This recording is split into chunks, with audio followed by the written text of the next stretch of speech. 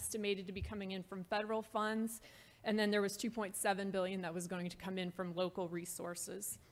The program, as you can see on the table, the bonded authorization is there. Apparently we need to do some work on the infrastructure here too, right? So of the $13 billion in bonded appropriations, there's about $3.4 billion that we're estimating remains to be unspent. You can see from the table the breakdown by agency. The largest part was Department of Transportation, who had about $6.5 billion in bonded authorization. There's $3.8 billion for Capital Development Board, and then $1.5 billion at DCEO, and then smaller amounts at some of the other agencies. Normally when we would talk about a capital program, what we've said over the years is usually a capital program, if you do an appropriation, you would maybe see it spent out over 5 to 7 years. You know, there's startup costs in the first year, and then you kind of really get into the construction. A couple things have happened. One of the things was when Illinois Jobs Now was passed originally, not all of the bonded authorization was included in the first year. So some of those projects that were tied to the later rounds of bonded authorization did not maybe get started quite as quickly. But also there was the impasse impacted the capital spending during 16 and some extent 17 and 18. So some of these projects had not been appropriated for the last few years, and so we've just brought back the appropriations in the fiscal year 19 budget for what's left out there. And so we are still moving through these. We still have the $3.3 billion, or 3.4. All right. Illinois Jobs Now is a little bit of a amorphous, I guess. I don't know what the right word is, but it's a little bit of an undefined program because several things were added or taken away over the years. But what we have here in the second table is appropriations that we have split out that were either Illinois Jobs Now or pre-Illinois Jobs Now type of appropriations, and then we've also indicated what's been added in the last few years. So overall, we have about $7.5 billion in capital appropriations from bond funds right now. So the table here in the middle is then still split by agency, and so CDB has about $2.6 billion in bonded appropriations for capital projects. DCO has 1.4. Transportation has $2.5 billion in bonded appropes right now, and overall, all the groups have about $7.5 billion.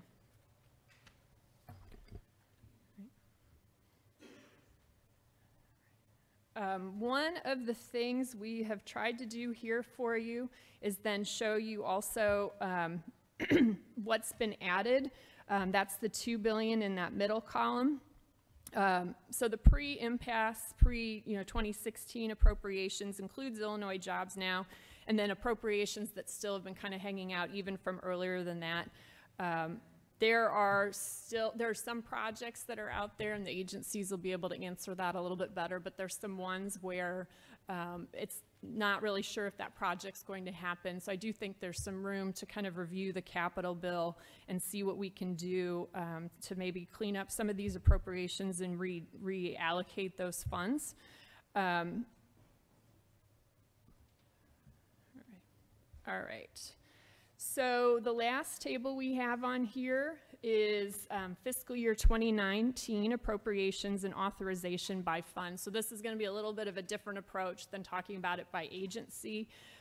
We have 7 bond funds out there that we sell either GO bonds or Build Illinois bonds for and deposit into those funds. And so we do have appropriations split here by fund, and then we kind of show you what's left in either cash or unissued bond authorization. One of the things that's kind of arisen over the last few years is appropriations were either brought on and projects maybe stalled out, is there needs to be a realignment of the bond authorization to align with those projects.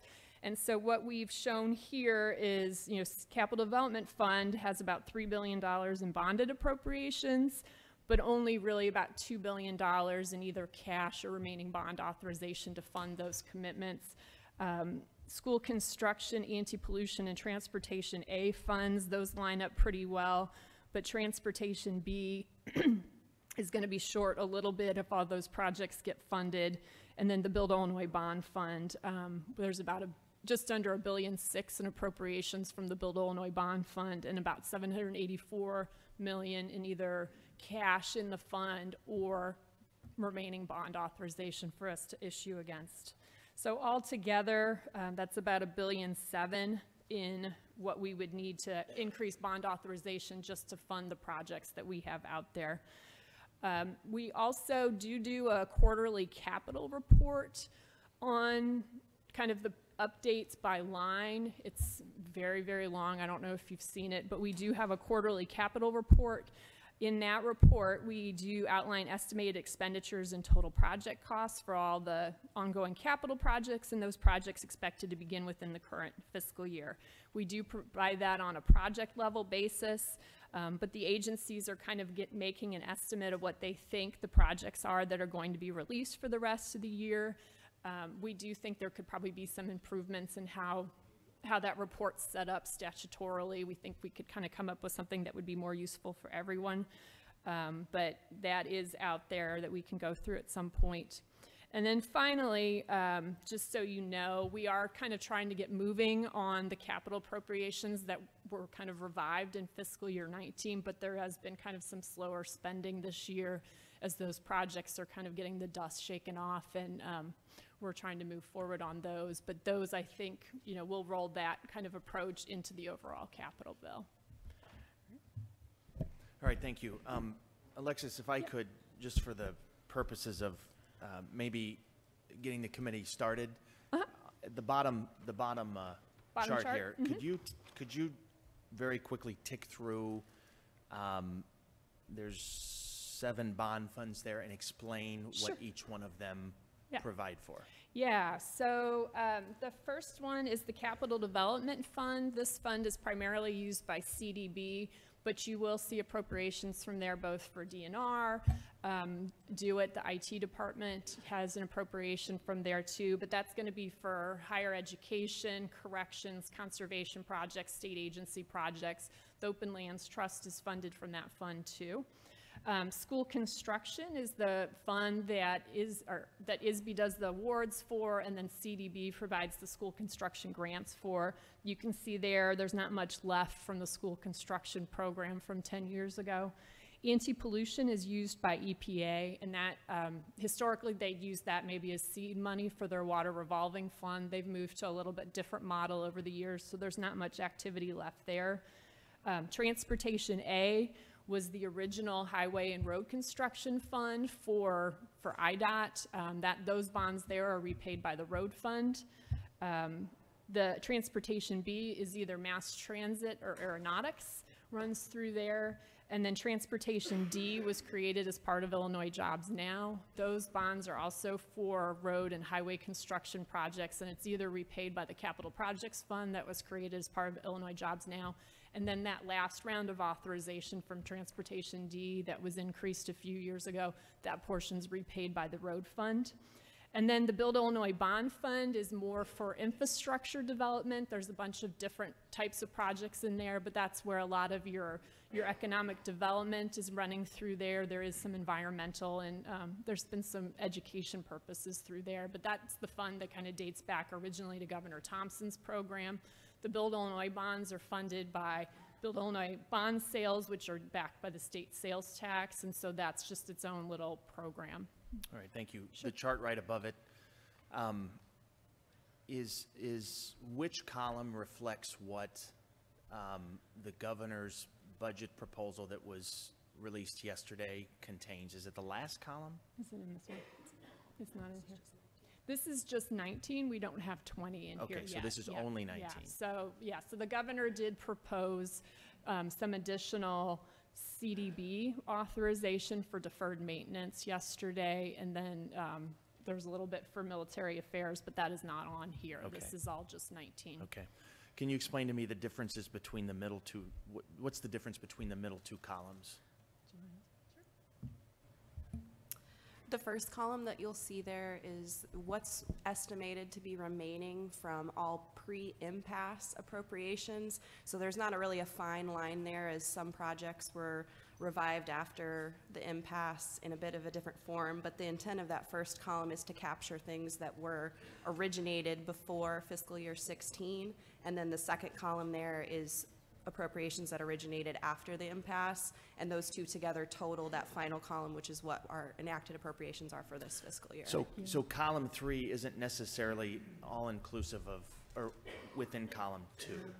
So column 3 is the sum of, oh, sorry, yeah, so 2 and 3 added together is column 4. Okay, yeah. I got you, I got you.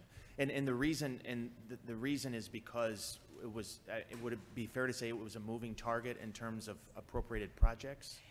So there were some added, for instance, like the Chicago Veterans Home, when CDB was originally working on that project, they were funding it from a lump sum appropriation that had a wide range of possible uses. They were using that to do the Veterans Home, but as part of the 17 agreement on the budget, that was broken out as a specific line item because people wanted that project to restart. And so we moved from where it was part of a bigger appropriation to where it was broken out. So there's just been some loss in the data tracking there. But there were new projects added. There was a deferred maintenance lump sum that was added in the fiscal year 19 budget. There was that appropriation for DO-IT's IT needs that was added in the 18 budget and then well, not exactly reappropriated in 19, but there were some new things that were added the last few years. Okay. Last question, and then we'll open it up for questions from subcommittee members. Do you have, step away from all this and look forward to the next few months, and if we're successful, we'll put together a bipartisan proposal, of course, with input from the governor's office. In terms of the state's credit rating, undoubtedly, any capital comprehensive plan is going to be both pay-as-you-go, right. Small piece, and then bond issuance backed by a revenue source. Do you have concerns with the state's credit rating and our ability to efficiently issue bonds for a program that ought to be designed to fit the state's needs? Yeah, I understand what you're saying. Obviously, the state's credit rating has been impacted over the last few years. You know, we are going to be working diligently to try to stabilize that rating and hopefully, you know, be able to take steps to move that rating up. One of the things that when we're talking about a capital program that we're going to need to look at is kind of what's the affordability in the context of the overall state's debt profile. We have paid off a lot of bonds. I mean, when we're not issuing that many bonds because the capital program slowed down, we're still amortizing that old debt, paying off that old debt. So there's a lot of room. There's a fair amount of room, I think, within our debt affordability limits to be able to handle some of this. But, you know, we may look at a new structure to try to address some of this. But clearly, one of the things the rating agencies will be looking at is, you know, what's the revenue structure to back up these bonds? What kind of commitments are we going to be able to make sure these bonds get repaid? All right, thank you. Questions from committee members. Senator McGuire. Thank you, Co-Chairman Menard. Alexis, good morning. Good morning. I have 3 questions. I'll try to be quick. First, a beginner's question from an old timer. Looking at the boxes on your handout under agency, so are we to understand that that IDOT, DNR, and EPA have their own capital so to speak, while every other agency capital appropriation is under the CDB umbrella? Yeah, so it's going to depend a little bit on the project, but generally CDB is going to do the projects that affect the state agency facilities. IDOT's going to handle the capital that's for the roads, the highways, the mass transit, the aeronautics. EPA and DNR are more, they're not necessarily working on state facilities. They're working on either your revolving loan program at EPA, or you're looking at DNR is going to be doing conservation projects. They're going to be doing the open land trust, the park bonds, the park grants. So it's going to depend on the project, but CDB does most of the stuff that affects the state facilities. Thank you. And on that note, your predecessor, Hans Zygman, and leaders from CDB in August came to Senate District 43, and they allowed me to join them, and we toured Stateville Correctional Center and the Illinois State Police Crime Lab. And I had the impression that money was being released for projects at both of those facilities. For instance, at Stateville Correctional Center, the healthcare unit has not had a permanent air conditioning unit for several years. And you mentioned some FY19 projects being revived. Do you know if it's the types of projects which I just mentioned? So I know that we are really, I mean, our priority has been, the governor's budget office priority has been this year to try to start addressing some of those deferred maintenance needs. You know, we did a handout yesterday on some of, had some pictures in there, some of the things that are going on at our state facilities. I do not know for sure if Stateville was on. Those particular projects, I'd have to get back to you, or perhaps to defer to CDB as they testify later, but yeah, we could check on those particular projects for you. Okay. And finally, Alexis, you mentioned perhaps in reference to the middle box on the handout, clean up and reallocate. Yeah, so I think my opinion is that there is probably some projects out there that have been included in the capital bill that really this spring will be a good chance for us to kind of dig into the bill and kind of decide maybe, you know, what's maybe not going to happen, and then just reevaluate. Maybe there's maybe a higher priority need. You know, for instance, they'll do this at CDB. They might have a lump sum for correctional improvements, and so they may say, okay, well, this is what we think the priorities are, but then correction says, well, really, you know, something else is more important now, and so this is a good chance for us to kind of go into that bill and see, you know, maybe we had thought of something 10 years ago that would be a good idea, and it's maybe never, you know, either it was gonna require a local matching fund that never materialized or something like that, so there'll be a good opportunity to do that. And you anticipate that being accomplished via conversations between CDB and individual agencies? Yeah, to some extent, and with the legislature. So a lot of these projects were included, you know, as part of a group discussion, and I think we would, you know, want to work with the legislators to make sure that the projects are still planning to move ahead. Right. Thank you. Sure. Thank you, Senator Sandoval.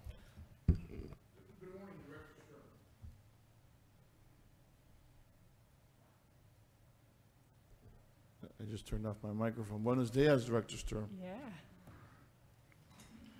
So you talked about the state's bond ratings. What is, for the record, the state's bond rating? Good question. No, I do not remember the letters off the top of my head, but basically from Moody's and S&P, we're one notch above, you know, we're still investment grade, but we're one notch above. Fitch has us 2 notches above. I think it's, I think we're triple B with Fitch, and then. Just 1 notch above junk bond status? Yeah. It's not a great place to be, right? No. Okay. Based on some of the charts, I think is it right to say that we've got, you testified that there are about $2.1 billion in unspent bond cap?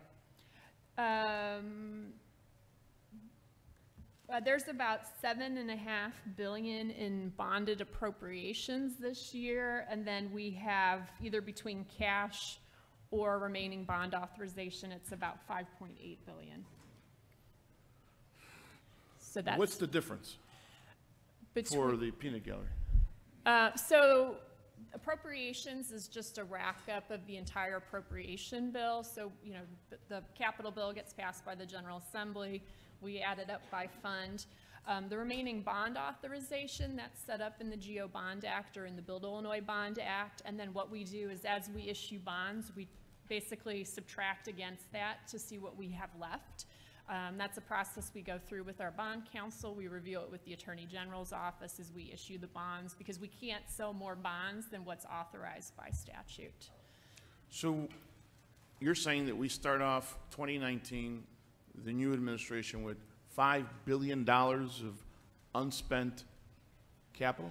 It's not unspent capital, it's authorization to access the capital markets. Okay.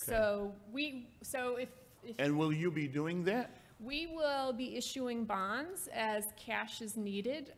So because once we issue the bonds, we have to start paying interest to the bondholders. We try to align those bond sales as much as possible with the spending needs. And so we'll work with the agencies, with IDOT and CDB, and try to identify when they think they're going to be spending that money. And then we'll try to time the bond sales with that. You have an estimate of how much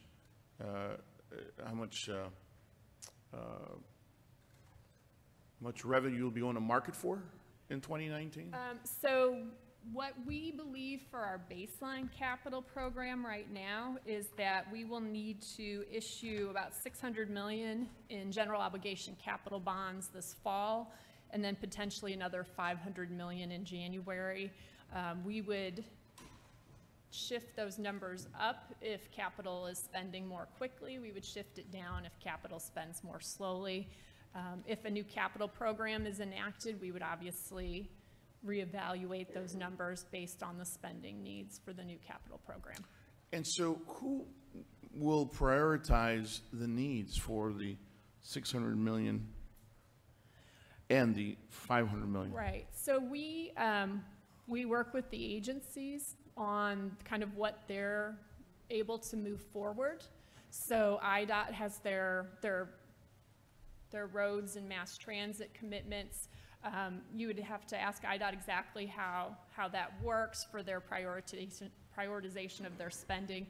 But the mass transit, a lot of that's going out in forms of grants. And so that's going to be based on grant agreements or spending reimbursements to entities that are getting the mass transit grants. CDB is in the process of working on a bunch of different projects, and so those all have different spending timelines. And so do they follow, to your knowledge, do they follow the prioritization set forth in the Illinois Jobs Now bill? I don't know that there was a prioritization of projects. Or delineation of projects? I mean, they are trying to move on the projects that are authorized when there is a need to move on those projects. Educate me, because I just ran across this not too long ago, that going back to all the capital programs from yesteryear, the revenue streams, those go on, is it true that they go on infinitum? Yes and no. Well, that's kind of a weird Yeah, answer. so until the statute's amended. So there is, the Build Illinois Bond Act is a clear bond program that is backed by the state sales tax. And you cannot change how the sales tax goes to fund those bonds until all the bonds are paid off. But if all the Build Illinois bonds are paid off, then you could redirect those sales tax revenues somewhere else. Most of our bonds are issued through the general obligation bond program. And so those are backed by the general revenue fund or the road fund. And they get a priority transfer out of either the general revenue fund or the road fund on a monthly basis. And then for Illinois Jobs Now, there was kind of a collection of revenues that were dedicated for this program and go into the capital projects fund. And so once those bonds were paid off, they would go to the capital projects fund, but would not necessarily be needed to pay debt service. And so then those could be redirected at that point. So just for my colleagues, be aware that George Ryan's Illinois First? Illinois First, Rob Blagojevich, Opportunity Returns. Yeah, he didn't have bonded. No? He did not really have much of a bonded capital program in those years. Well, that's another hearing in and of itself then, how we paid for all these projects. And then we have Pat Quinn's Illinois Jobs Now. Illinois Jobs Now, and so all these programs remain intact. Well, so the bonds that are issued are usually 25-year bonds. They keep on generating. And so, if revenue. you're issuing the bonds over 5 to 7 years, you would expect that basically you would need those funds dedicated to those bond repayments for at least 30 years. And so the George Ryan bonds were issued starting in 2000, and so we still have 12 years left on those. But they keep on receiving revenue. Those to pay off the bonds that are out there. It's fascinating. Do you have an idea of what this administration's capital bill nomenclature will be? The governor announced. The governor announced yesterday in his budget address that I welcome and support a capital bill. He said we will have a capital bill, and that was it. Yes. So, Deputy. So you want to elaborate on his mention of the capital bill, on what's the program going to be called? How robust will it be? Right. So Deputy Governor Mitchell is taking the lead on that, and I know he is starting those conversations. Obviously, we'll be working with the agencies to identify needs, working with the General Assembly to try to see what that package should look like. I do not believe they've come up with a trademark name yet, but that is an essential part. So, will the administration be collaborating with the legislative branch of government? Oh yes, yeah, I said that. I said the legislature. The legislature? Yeah. Or just the executive branch of government? Legislature. The of legislature. Course. Yes. Okay. Yeah. And I'll leave the questioning, but so do you have authority over the hiring of bond counsels? And yes, those procurements are handled through the budget office. do you have direct authority over selection of bond counsels and all the other professional service agents that are hired by your agency to go to market? Yes, those procurements are run through the budget office. That's bond counsel, that's Financial advisors. financial managers, financial advisors. Yes. A lot of our bond sales we do as competitive bond sales, where we work with a bond counsel and a financial advisor, and then basically tell the market, okay, we're going to market today, bring us your best offer, and then the underwriters will present a bid, and it goes to the lowest cost to the state. But yes, we do work with the bond counsel and the financial advisors to develop all the legal documents that we need to produce as part of a bond sale. And do you know what the success rate has been of selecting minority bond counsels and financial managers and financial We have a table. advisors? Yeah, we have a table in the budget book for the last few years, and I will make sure we get you a copy of that. How does that look? How do the results look, though, in regards to hiring minorities and women and people of color to manage? I do not have the numbers in front of me. I believe that they have aimed to get a goal of 30%. And then it's going to depend a little bit on the deal and the structure of the deal. What will be your goal during your tenure as director? We'll be working to be inclusive. Will you set a goal?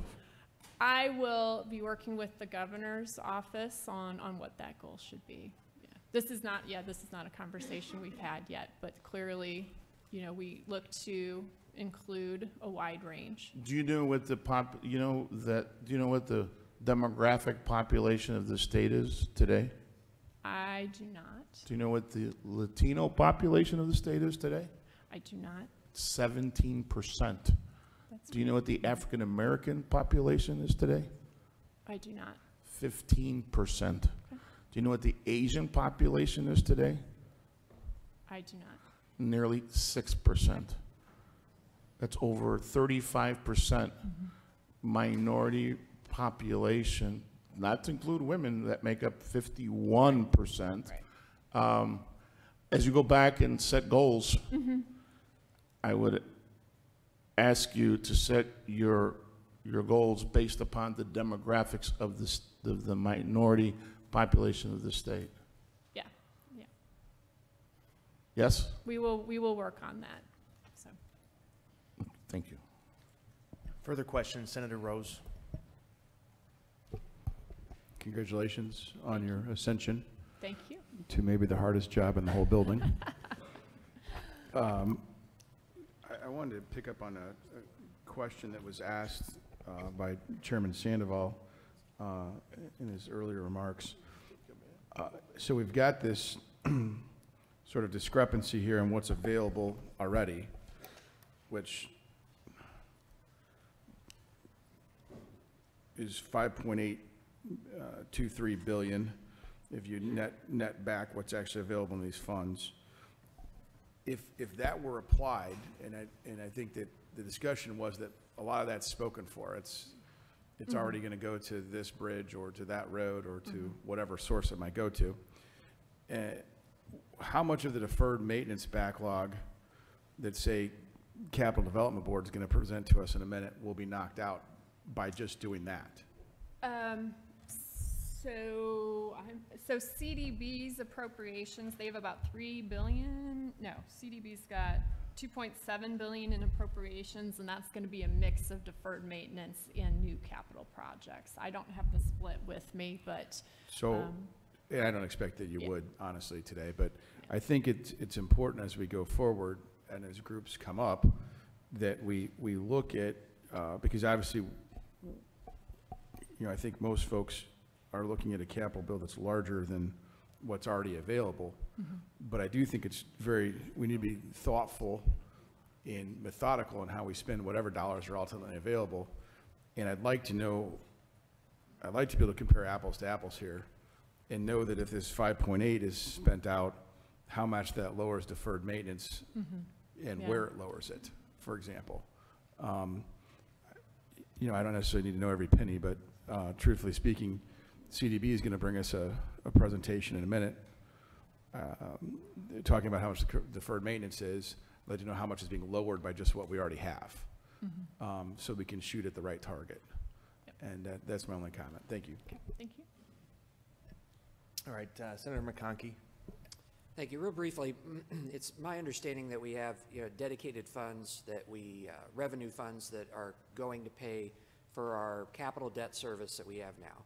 But it's my understanding that it doesn't cover our payments. So do you know how much it does cover and how much we have to backfill with GRF currently, with how much that we've with how much that we've already borrowed for existing capital projects? Yeah, so previous capital programs prior to Illinois Jobs Now were primarily funded through the general revenue fund or through road fund, and so there's not really a clear delineation there on how well the revenues aligned with the eventual debt service on those. The Illinois Jobs Now created the Capital Projects Fund and then dedicated revenues from video gaming, the lottery, private management, the soda revenues from the sales tax and some other things went into the Capital Projects Fund. And then the Capital Projects Fund was going to make transfers to the General Obligation Bond Debt Service Fund, the Build Illinois Bond Debt Service Fund, and then also payments to GRF to cover the costs of the movement of Secretary of State operations and state police operations off of the road fund and onto GRF. Some of the revenues did not increase maybe as quickly as people had hoped, and so there is somewhat of a backlog in transfers out of the Capital Projects Fund. I don't have the exact number with me right now, but it is several $100 million over 10 years. Right now, the revenues are aligning fairly well with the expenditures, so the revenues now have moved to the point where the revenues and the expenditures do match up, but there is still an existing backlog that's accumulated over the years that the Comptroller's office is trying to address as revenues come into the Capital Projects Fund. And then is there bonds that there's some been talk that there's some bonds that are maturing or being paid off that would make essentially more headroom available. Is that the case and if so, do you have any numbers as to how much that kind of headroom it would be created and when? Yeah, so we're paying off somewhere around 700 million a year in principal every year from kind of the underlying GEO bond program. And then Build Illinois is paying off like 200 million a year. I don't have the exact numbers, but I can get you the maturity schedule if you'd like to see. But there is clearly because we've been issuing these bonds as level principal, there is a fairly aggressive repayment schedule as those bonds amortize. Thank you. All right, Director Stern, thank you for your testimony today. We look forward to continuing the conversation for Senator O'Brice. Thank you, Mr. Chairman. Sorry, this is kind of hopefully a quick but fundamental question. In the private sector, when we put together our budgets, we'll have expected revenue, expected expenses, and we may break out a CapEx section for that particular year. But I'm not sure I understand why we do this for the state for things like road repairs or other really maintenance issues. That seems to me that should be a part of the regular ongoing budget each year for the expenditures. I'm not sure why we break it up and put it into some type of a capital program. Sure. So basically when there's a capital budget every year, there's a portion that's pay as you go, which is going to be paid out of the incoming revenues every year from road fund into the highway funds and state construction account. And then there's the bonded capital, and there tends to be a split between the pay-go is more for the smaller maintenance needs for the road program, and then the bonded portion is supposed to go to kind of the bigger projects, the longer-term projects for IDOT. And so there is a split there. There's always new revenues coming in on the pay-go side for IDOT that they're going to use to do part of their road program. So it's a mix.